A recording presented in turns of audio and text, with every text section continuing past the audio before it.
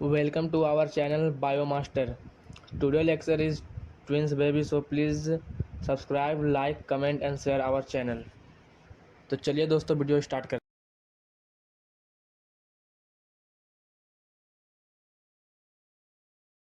What is twins pregnancy? एक ही गर्भावस्था के दौरान पैदा होने वाले दो संतानों को जुड़वा बच्चा कहते हैं।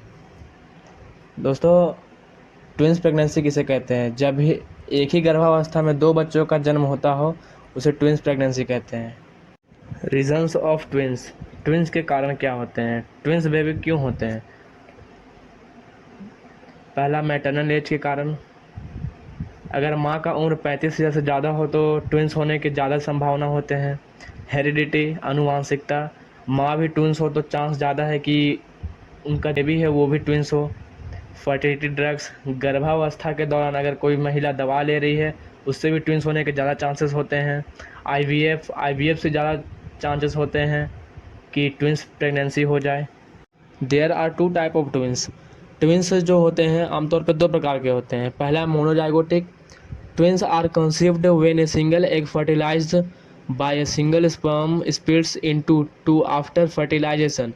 Such twins have nearly 100% of their genes in common. Both of them have the same blood type and are of the same sex. Monozygotic twins किसे कहते हैं? देखिए, जब ओवम और स्पर्म आपस में जब फर्टिलाइजेशन करते हैं और जब वो जाइगोट बनते हैं और वो जाइगोट अगर दो एम्ब्रियो बना दे तो वो मोनोजाइगोटिक ट्विंस कहलाएगा। ठीक है, ये एक जाइगोट से बन रहा है इसलिए इसे मोनोजाइगोटिक ट्विंस कहते हैं। इस केस में या तो दोनों भाई होंगे या दोनों बहन होंगे। इनका जो सेक्स होगा या फिर दोनों का मेल होगा या फिर दोनों का फीमेल होगा। इसे आइडेंटिकल ट्विंस भी कहते हैं क्योंकि ये दोनों दिखने में एक जैसे होते हैं। अब डाइजाइगोटिक ट्विंस किसे कहते हैं? Twins are conceived when two eggs are fertilized by two different sperm. They can simply be thought of as siblings who are born at the same time. They share averagely 50% of their genes and their blood type and sex can be either same or different. Monozygotic twins किसे कहते हैं वो तो पता है। अब dizygotic twins किसे कहते हैं वो देखते हैं। ठीक है, अगर किसी महीने ओवेरी जो होता है वो किसी महीने अगर दो ओवम निकाल दे, एक ओवेरी में से, मतलब दो ओवेरी रहता है, दोनों ओवेरी में से अगर एक ओवम, तो उस केस में डाइजाइगोटिक ट्विंस देखा जाएगा। ठीक है, और दोनों जो ओवम होते हैं वो अगर दोनों अलग अलग स्पर्म से फर्टिलाइजेशन कर जाते हैं तो वही आगे जाकर के ट्विंस का रूप ले लेते हैं। ठीक, या भाई बहन हो सकते हैं या बहन बहन हो सकते हैं या भाई भाई हो सकते हैं। ठीक है, अब जानेंगे what is conjoined twins. Conjoined twins किसे कहते हैं? Two baby born physically connected to each other. Conjoined twins develop when an early embryo partially separate to form two individuals. Most conjoined twins are stillborn or die shortly after birth.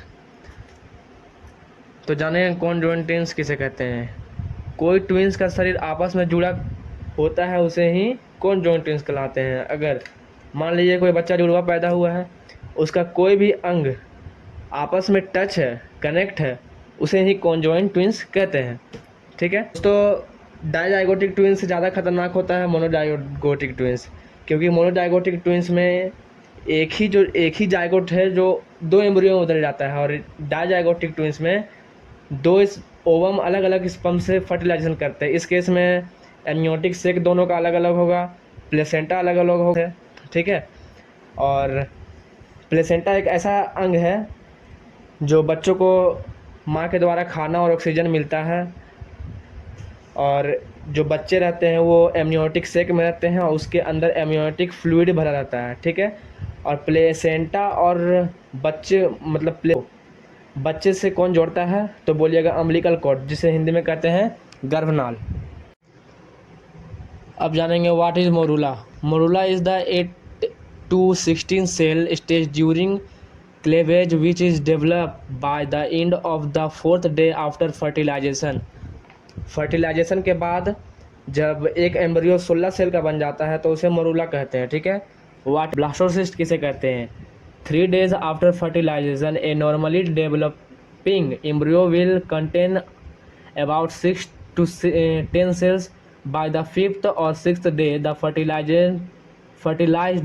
egg is known as blastocyst. एक embryo में 32 cell हो तो उसे blastocyst कहते हैं। ठीक है, अब ये जो पिक्चर आप देख रहे हैं ये चेंग बंकर एंड इंग बंकर का है। ये पहला कॉन्जॉइंट ट्विंस है, इनका शरीर आपस में टच है। ठीक है, तो कॉन्जॉइंट ट्विंस कैसे होते हैं?